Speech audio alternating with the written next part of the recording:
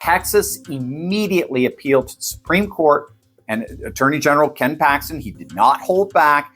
He basically said radical left-wing activists are once again abusing the judicial system to derail the Republican agenda and steal the U.S. House for the Democrats. And the timing here was critical because Texas's candidate filing deadline is December 8th.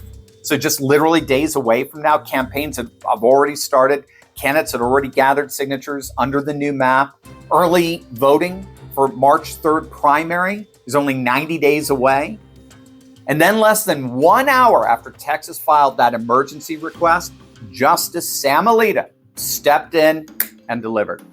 Friday night, Alito issued an administrative stay, temporarily blocking the lower court's ruling and reinstating the Republican map. The new map is back in play, baby. Alito gave the plaintiffs until 5 p.m. on Monday to respond, and then the full court will decide whether to keep the stay in place through the 2026 elections. And virtually all court commentators believe the court will overwhelmingly side with the new GOP map. Overwhelming. Now, of course, this is about more than just Texas. This is about whether Republicans can hold the House through Trump's entire term.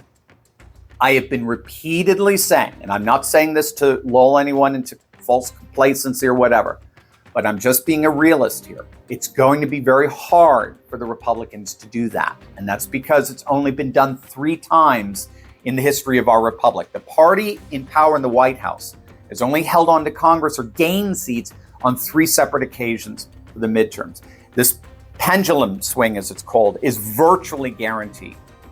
That said, the Republicans have an extraordinary advantage here with all of this mid-decade redistricting going on. So right now, Missouri and North Carolina have redrawn their maps to add 1 Republican seat each. Florida is slated to redraw their map with 3 or 4 more GOP seats. Ohio is giving us 2, possibly 3 more seats. South Carolina has just announced they too are going to redraw a new seat for the GOP. Indiana, I know there are a few feckless rhinos holding out, but they'll probably add another seat. So even factoring in California's Prop 50 and their pickup of 5 Democrat seats, GOP looks like they're netting upwards of around 7 to 9 seats. And then if the Supreme Court overturns the VRA, like they're expected to do, we could see a GOP pick up upwards of 19 seats. So this congressional restructuring around a new America First national realignment may indeed be the game changer that we need to be the 4th time in American history where the party in the White House actually increased their seats in the midterms. Moreover, and here's the kicker, the Supreme Court ruled back in 2019 that partisan gerrymandering is perfectly illegal. That's the irony in all of this. Federal courts can't stop states from drawing maps for political gain.